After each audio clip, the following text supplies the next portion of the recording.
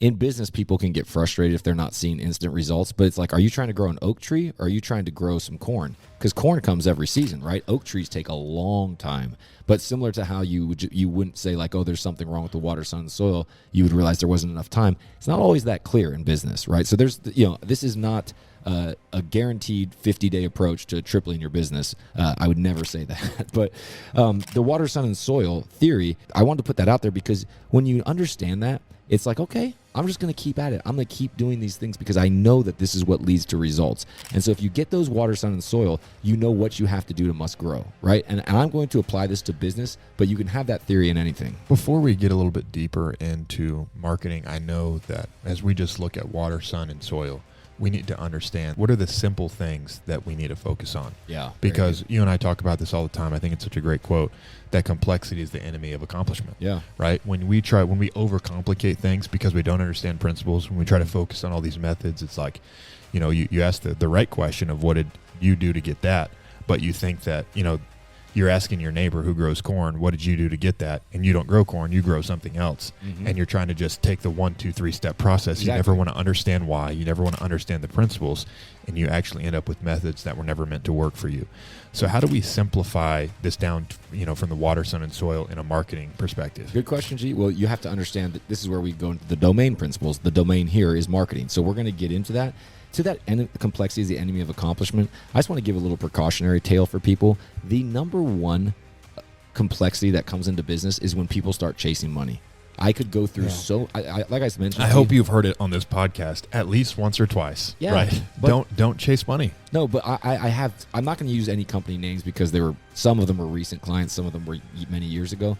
But I've watched over and over again as companies lose their way because they start chasing money opportunities.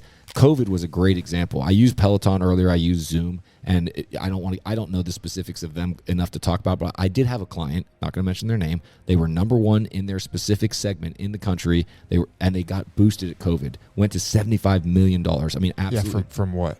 I'll just say they blew up, okay? They went to $75 million. And then, of course, they got VC-backed money, right? So venture capitalists came in, saw a model, and said, hey, we can have, let's keep that going. There's obviously something here. Completely ignored context. This company, when I was with them, were spending $500,000 to $600,000 a month across a variety of different, it got to the point where it was hard to tell what was having the most impact because it was Meta, it was Google Ads, it was affiliate, it was influencer, and that may not make sense to you, but I will just tell you that there's a lot of people on YouTube that got paid very handsome sums because they were doing plugs for these. As a matter of fact, I tried to work with one of Garrett's former SEAL friends who has a very big following. Anyways, the point being, all these widgets are out there in marketing, and if you don't really understand these principles of marketing, you can start to chase money and you can start to throw money at things because everybody has a great pitch on what they're going to do for you.